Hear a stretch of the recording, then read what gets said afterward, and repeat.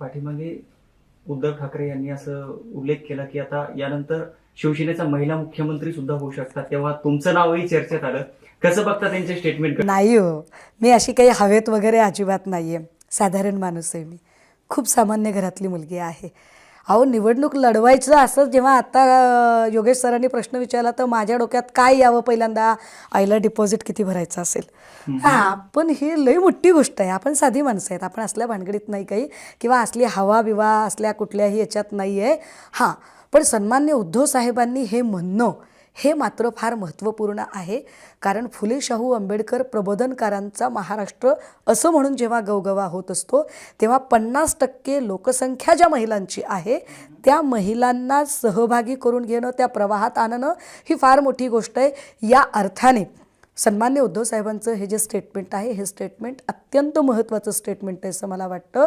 राहिला प्रश्न की तो चेहरा कोण असेल, तर मला असं वाटतं की मी शेंडेफळ आहे पक्षातलं.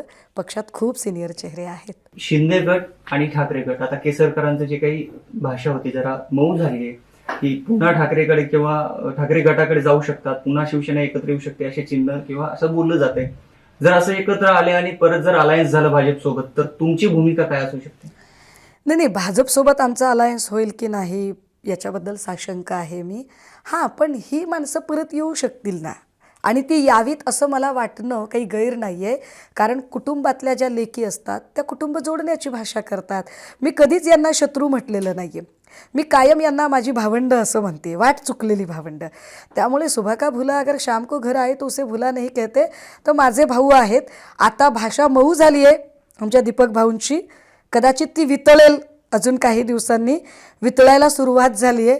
अब्दुल भाई वितळलेत अक्षरशः. आमचे संजू भाऊ सिरसट संभाजीनगरचे बऱ्यापैकी वितळलेत, आता प्रवाहित होतील इतके वितळायला झालेत. कारण ना मंत्रिपद ना कुठलीही जबाबदारी संघटनात्मक काहीच नाही. किंवा ज्या पद्धतीने मतदारसंघ प्रताप सरनाईकांचा काढून घेण्याची भाषा होते, खोतकरांच्या मतदारसंघावरती टांगती तलवार आहे, आढळराव पाटलांच्या मतदारसंघाचा इश्यू आहेच आहे. त्यामुळे हे सगळे लोक अस्वस्थ आहेत, प्रचंड अस्वस्थ आहेत. त्यातही मी हे अंडरलाईनच केलं पाहिजे की एकनाथ भाऊंचा घोटाळा हा भाजपने बाहेर काढला. म्हणजे मी जे मघाशी जे म्हटलं की ठरवून टीम देवेंद्रजी हे कपटी राजकारण करण्यात अत्यंत निष्णात आहेत. देवेंद्रजींनी आत्तापर्यंत ज्यांना ज्यांना सोबत घेतलं त्यांना संपवले. म्हणजे राजू शेट्टींचा पाडाव करण्यासाठी सदाभाऊ खोतांना जवळ केलं, पण सदाभाऊ खोतांना त्यांनी संपवलं. बच्चू भाऊंना त्यांनी सोबत घेतलं, पण बच्चू भाऊंच्याबद्दल जाणीवपूर्वक रवी राणाला स्टेटमेंट करायला लावायचं. रवी राणा स्वतः बोलू शकत नाहीत, रवी राणांना स्टेटमेंट करायला लावलं जातं. कारण जर रवी राणांचं म्हणणं चूक आहे असंच देवेंद्रजींचं म्हणणं असेल तर देवेंद्रजींनी त्यांचे निलंबन करायला हवे होते. ते झाले नाही. इकडे 3 आमदारांनी एकनाथ भाऊंचा भूखंडाचा घोटाळा बाहेर काढणं, किंवा आत्ता अधिवेशन काळात ज्या 4 मंत्र्यांवर आरोप झाले ते 4च्या 4 मंत्री शिंदे गटाचे आहेत. ॲट द सेम टाईम ज्या 15 लोकांना क्लीन चिट दिली ते मात्र सगळे भाजपचे आहेत.